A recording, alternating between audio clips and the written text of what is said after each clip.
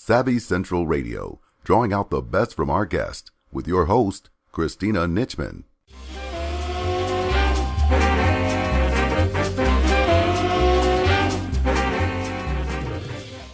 This is your host, Christina Nitschmann. Each week, Savvy runs weekly broadcasts providing entrepreneurs and successful individuals a platform to express their dreams, hopes, lessons learned, expertise, and wisdom with the world. Our sponsor is Winty Aviation T-Shirt Art. Winty is your one-stop shop solution for all your graphic art needs, from logos, business cards, book covers, and banners. Contact Winty today at winty.com. Our guest today is Michael Roderick. Michael went from high school teacher to Broadway producer in under 2 years. People started asking him how he managed it. Michael began his career as a high school English teacher before producing Off Broadway and then Broadway. This combination of experience in the arts and entrepreneurship led Michael to starting an art incubator program to teach more artists about building and growing their own business. Eventually, Michael decided to develop a workshop on networking, which grew into a full-time consulting package, and that became Small Pond Enterprises. Michael is also the founder of the Connecting Connectors Conference, ConnectorCon. Find out more about Michael and his practice at smallpondenterprises.com. So, Michael, I want to thank you for coming to Savvy Central Radio. You have an inspiring story. How did you ever go from high school teacher to producer and then helping business owners build relationships and connections? How did that all work out for you? So, it was definitely a very interesting path. You know, I think that when I was teaching, I was really sort of going day to day, just kind of doing my thing, but I got really interested in the theater world, and eventually, while I was working on shows and developing shows, I started to do these networking events for people in the theater community. So a lot of the time when people are raising money for projects, they do like a bar fundraiser of some sort. So what we decided to do, which was a little different, was we invited 10 to 15 other theater companies to take the back room of a restaurant. And then we invited actors, writers, and directors to come and donate to the project. And when they donated, they got to come in and meet all of these different types of companies. So it led to meeting a lot of different theater companies, and I sort of was put into the sort of the center of the conversation, which led to a lot of other opportunities within the theater world. So people started reaching out to me about different projects. I started a general management firm. And while I was doing that, I met somebody who was in the Broadway producing world, and they invited me to go to one of the gatherings that the Broadway League had put together. Yeah. So I met a couple of other Broadway producers, learned a little bit more about the business, started to understand that the main thing in that world was raising money. And what I did was I helped certain producers get to the next level in their careers. So I found producers who were at a higher level than me, and I said, I just want to learn how to raise money. So I got the deal flow from them, started doing the work with them, and that really is what led to me eventually being offered the opportunity. So a lot of Broadway producers often, at the very beginning of their process, they ask for credit very early. Yeah. And a lot of people will be like, no, you know, we don't want to take a risk on somebody new. Yeah. And I kind of knew that. So I went to other producers and said, you know, I don't need credit right now. I just want to learn more about the business. So I started to learn from sort of those dynamics. So that's interesting, because you said I didn't ask for credit too early, and I think all business owners can learn from that, because I think often business owners will go out to, and I've heard this, a coach will go out to someone and say, hey, I'm a great coach, and I have a $20,000 program, sign up with me today. It's like you haven't built that trust and that relationship yet where they can feel the desire to put that money behind you yet, or to trust in you yet. Exactly. I think that what tends to happen a lot of the time when we get started in any venture, whether it be business or whether it be Broadway, we want too much too soon, you know, and I think that it's actually a big result of the fact that we live in an instant gratification society. I can press a button and I can get a movie, I can press a button and somebody will deliver food to my house. So a lot of us start to believe that if I press a button and sit down with somebody for the first time, they'll want to work with my business. They'll want this $10,000 package or $20,000 product or whatever the situation is. And it takes time to build relationships and build connection and help make opportunities happen.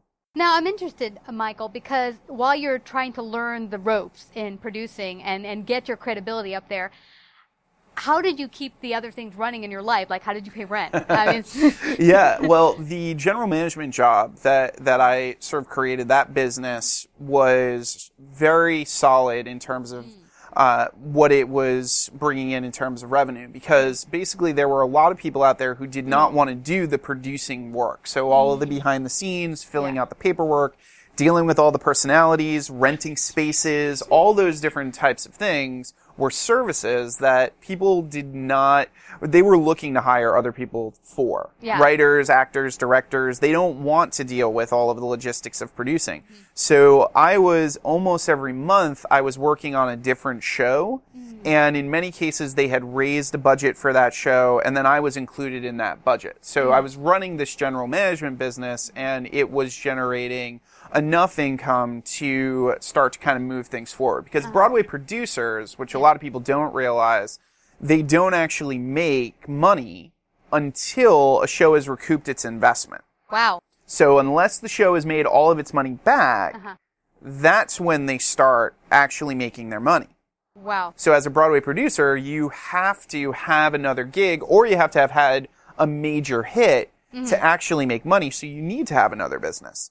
And what I noticed was that nobody in the sort of independent theater world was really being served in that way. Nobody was really taking the time to say, okay, you don't really feel like handling all of these logistics. Let me do that for you, and here's the fee. And it really worked. It worked out well as I was sort of moving through that world. It's great because we were just talking beforehand. I'm about to produce something in November, and there's a lot of bits I don't know. So having someone like you who can work through all the little ins and outs is definitely a help. Now, how did you move into helping small business owners network and build relationships and learn that? Because, as you said, a lot of business owners go out there and expect too much too soon. How did you think, okay, I'm going to move this and start teaching entrepreneurs and small business owners? Well, when you're dealing with raising money, it's in essence just sales. Right? So what you have to do is you have to really think about, how is this going to benefit the other person?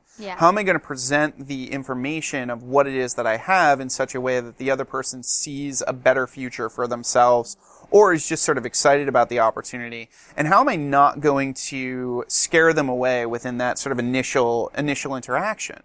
So what I noticed was that this element of taking the time to sort of understand what other people need, really breaking it down, and then presenting it to them and working towards figuring out ways to thread people together and connect people, that was helping me in the theater world, was something that could very, very easily communicate within the business world. Because in the business world, especially in the early stages, most of the people who are starting out have what I like to refer to as asking blinders. What does that mean? So asking blinders means that they are so obsessed with the things that they want that it's like they have blinders on like a horse, right?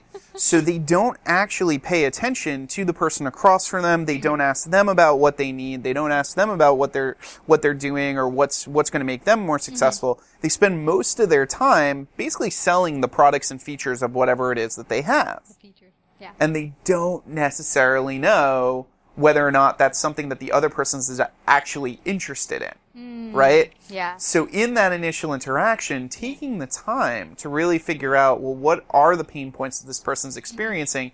And then, and this is really important, checking for genuine inquiry. So if you ask somebody if they're actually interested in the service that you have to provide, however they respond tells you whether or not you need to go into any sort of discussion of your service. So a lot of the time what I would do is I would say, why don't you just say, I'd be happy to tell you a little bit more about this if you're interested. The next response, if the person's like, oh, well, yeah, sure. Or if the person was like, oh my God, yes, tell me more, told me exactly how much further I had to go into an explanation of whatever the service is. The other thing I think that happens a lot, especially for small business owners, is that there's this belief that everybody needs their service. And there are a lot of people who it's actually not a fit for. And they have different problems. They have different concerns. And if you're constantly sort of going at it from the standpoint of, oh, well, everybody needs this, then whoever you're talking to is going to eventually get really, really annoyed because you're not listening to them, you're not listening to their problems or their concerns. Yeah. So in the same way that I would be taking the time to understand what an investor needed and what an investor was looking for or looking to gain out of the experience of being involved with Broadway, is the exact same conversation that you're having when you're sitting down with somebody as a potential client and you're trying to figure out what is the problem or the challenge and does my solution actually make sense for them or does it make more sense to actually send them to somebody who's going to serve them better? That's a really, really good point. And I'm guessing because in the beginning you're kind of desperate. You want to get this puppy off the ground. And so I would think sometimes it's a good idea to have that other source of income or several sources of income so that whatever new project you're starting, a new business, you're not putting all your eggs in that basket hoping to pay rent and bills and then you must buy my product because not only is it the best, but heck, I have bills to pay in about another 15 days. Yeah, I like to say that revenue streams are like lives in a video game.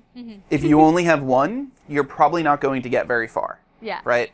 So it's a really important idea for small business owners, especially when they're first getting started, come up with 2 or 3 potential revenue streams. Yeah. Try different things out because you never know which of these things is actually going to hit with your audience. So if you're just constantly like, oh, well, this one package or this one program is the thing that's going to make it work, and I'm just going to go out there and sell to, my 100 people or whatever. Yeah. It may not work out for you. Yeah, and another thing you mentioned, a lot of what you have to offer, it might be valuable, but not to the people you're speaking to, or it might not fit their value system, what they find important. It might be something that could serve their business, but it's not important to them. Yeah. At least right now, perhaps. Exactly. And that's where you have to have that understanding of what is a nice to have and what's a need to have for people. Because if it's a nice to have, chances are they're probably not going to purchase it. Yeah. If it's a need to have, they're likely going to, at the very least, consider purchasing it or purchasing from somebody who is doing it at a better level. Yeah. And have you seen any misconceptions per se or myths perpetrated in the business world with regards to communications and networking? Sure. I think that a lot of the time there's this belief that we need to sell ourselves, right? So everybody will say, like, you need to sell yourself, you need to sell yourself. So a lot of people will alienate the crap out of most of the people that they meet because they get up there and they just try to sell themselves. But that's what they've been told, right? So most of the time, the best way to kind of look at it is take the time to ask the other person about what it is that they're doing. Let them ask you about what you're doing and take it easy. You don't have to go through this massive sales pitch. You don't have to go through this, like, this is exactly how I do it and all this other, because you don't know whether or not the person actually wants to hear that much more. So a lot of the time what I'll recommend is that you say like 1 or 2 lines and then you test and see whether or not the person's actually interested in talking to you.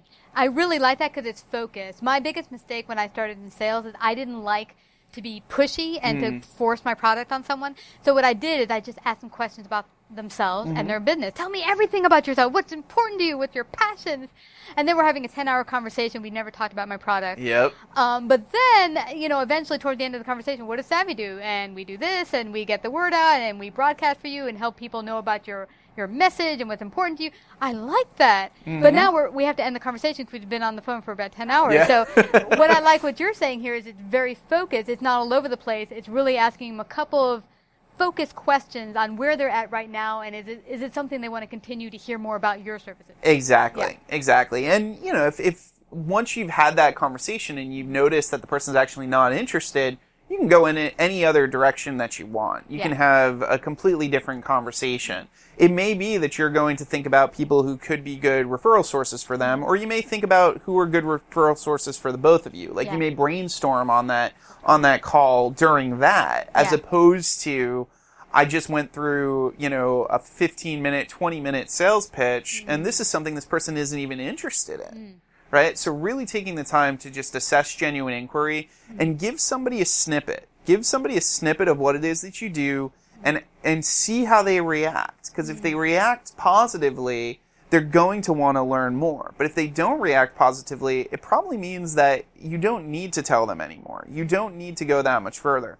And I think going back to the asking blinders scenario, when somebody is in that state of need, their natural inclination is to be like, oh, well, I just have to explain it more. If I explain it more, then you're going to want to buy it, right? But most people are like, stop talking, right? They don't want to hear it. They would rather talk about their own experiences, what their concerns are, what their challenges are, than listen to somebody else tell them what their challenges are and tell them how to solve, solve that problem. Yeah. And it's interesting. I had met with a bunch of people who were part of a networking group that I don't want to say and look at them badly. Sure. But a number of these people had asked me out for coffee because they were part of this networking group, and they were told a certain way to network was to do that thing you're talking about, which is the overselling bit. Yep. And I got really turned off, and I didn't want any part of that group or those people. And I found that to be really sad. But what I like that you mentioned is that sitting down and saying, hey, I can't really help you right now, but I have someone that could help you, or let's see how we could help each other that might not require using my services right now. Maybe we could brainstorm or do a mastermind together or whatever. And I like that approach. Now, I'm guessing a lot of entrepreneurs would think, well, I just came out of that call not really getting anything, but that's not true, is it? No, it's not at all. So it's really important to understand the difference between a connection, a referral, and a favor.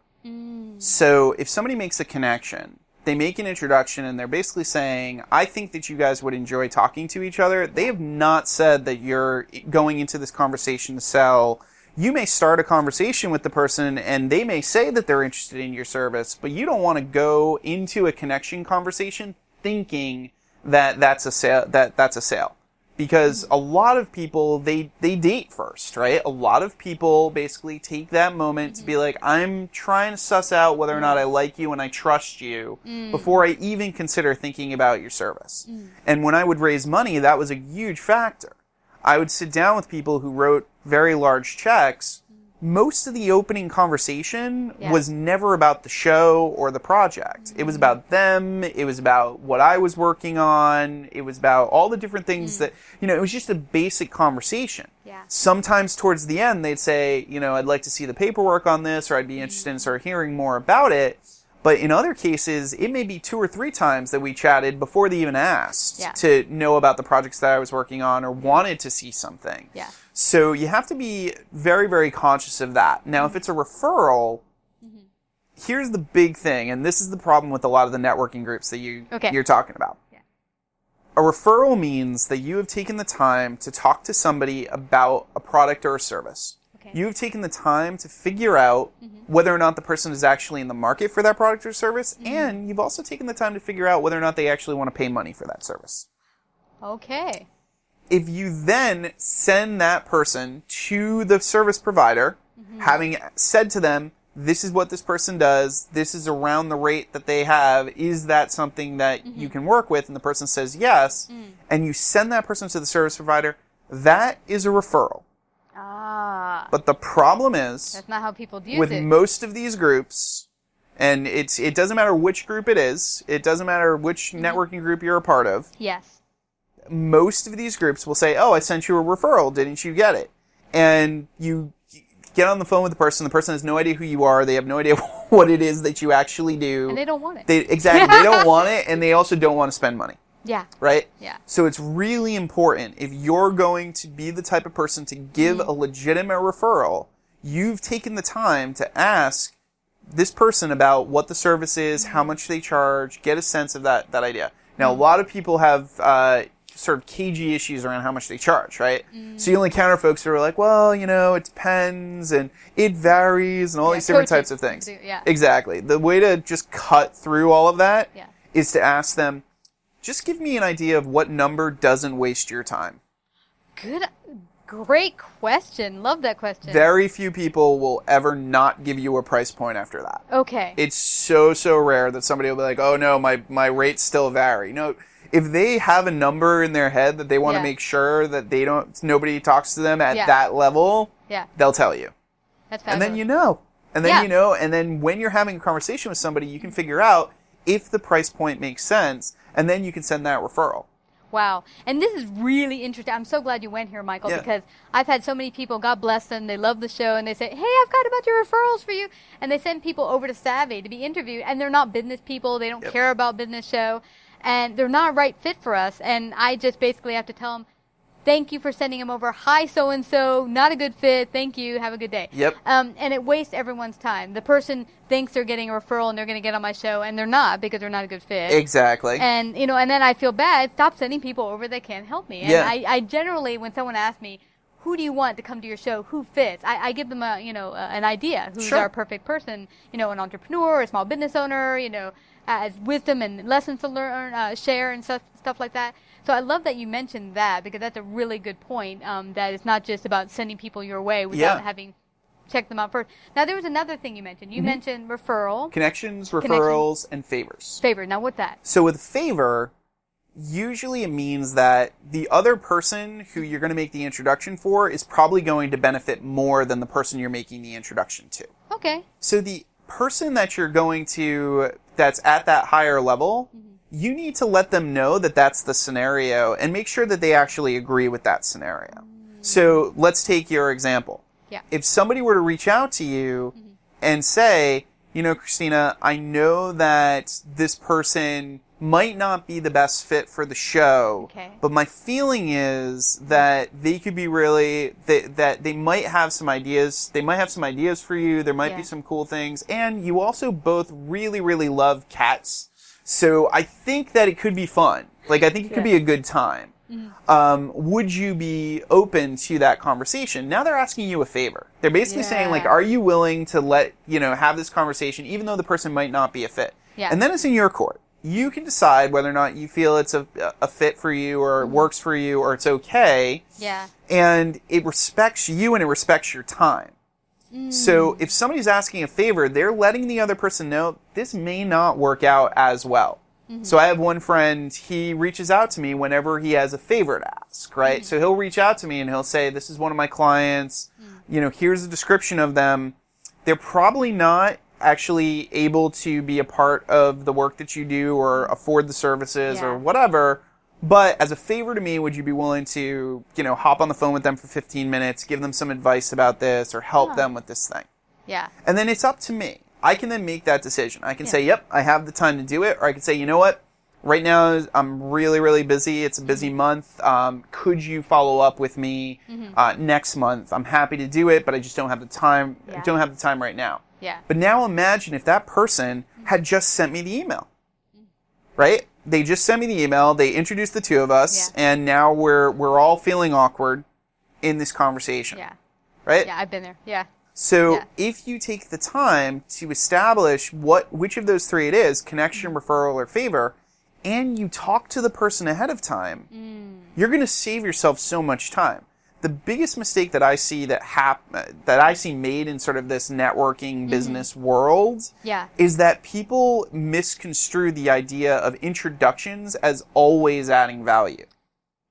Very, very, very true. Yes. And they see it and they see somebody say oh, I made this introduction and it did all this stuff. So then they're like, wow, yes, I got to go out there and I got to make introductions. I'm an influencer. Exactly. But then they don't make the introductions properly. They don't take the time to make sure that both parties are totally willing to have that introduction, and everything starts to fall apart when those scenarios happen. And then the person actually alienates a lot of their audience. Wow. And they are not seen. They want to be seen as a connector. They're like, I want to be seen as a connector. I want to I want to help. But ultimately what they're doing is they're making it so that there's a huge amount of pressure on the other person who may not have time to take all of these introductions. Yeah. And there's a lot of awkward conversations happening with these different people who are providing services who are not able to actually make any money off of those services. Because they're just being sent into these just black hole scenarios across the board. Yeah, it's interesting. I had several months back, there's a wonderful woman who's a host, and I like her a lot. I really admire her show, and I actually said to her, if I find someone of value, I will send it over. Now, I make sure to research that person before they even come on my show. And so what I said to her is, I will send people I only find valuable. So what I did is I found someone tremendously valuable. They did a wonderful interview. They were in marketing in the corporate world, but just started their business. Now it's a launch business. But they came on and gave such valuable advice in the world of marketing that I immediately called her up and said, I'm going to send this person over to you, blah, blah, blah. I hope that you have her on because she's really tremendous, blah, blah, blah. So I sent them, and I just left a voicemail, and then I did the email. And I got the nastiest call back with her going, well, why are you just sending me people over? She's a launch. She doesn't even have a website yet, And then I felt bad and thought to myself that I should have maybe asked her what she's looking for. That do you want someone to have a certain amount of numbers, or do you want someone to be established for a certain amount of years before I send them over? Because just because they have good information, that's what's important to me and my show, but is that important to your show? So, that was a valuable lesson from my part. And that's the thing. A lot of people have very, very specific rules about who they want to talk to and what they want to do and sort of what level they want somebody to be at. So it's so important to just send it ahead of time and say, do you approve of this person? Is this person going to be a fit for you? And if the person says yes, fantastic. Fabulous. Well, I don't want us to leave here without people finding out where they can get in contact with you and find out more about you. Sure. So we have a website. It's just smallpondenterprises.com. And I'm very active on Twitter. It's just my name, Michael Roderick. And we also have a conference that we run for connectors called ConnectorCon. And that's just connectorcon.com. Yeah, I love it. Well, I want to thank you again, Michael, for coming to Savvy Central Radio. It was wonderful having you come out. Thank you so much. I really appreciate you guys having me. Savvy Central Radio is home to over 100,000 listeners per month globally and runs in syndication on 8 AM and FM platforms, including iHeartRadio and 6 podcasting platforms. To find out more about our paid sponsorship opportunities or to become a guest and find out how we can help you get your message out to the world, call 718 area code 713-2289 or email at savvycentralradio@gmail.com.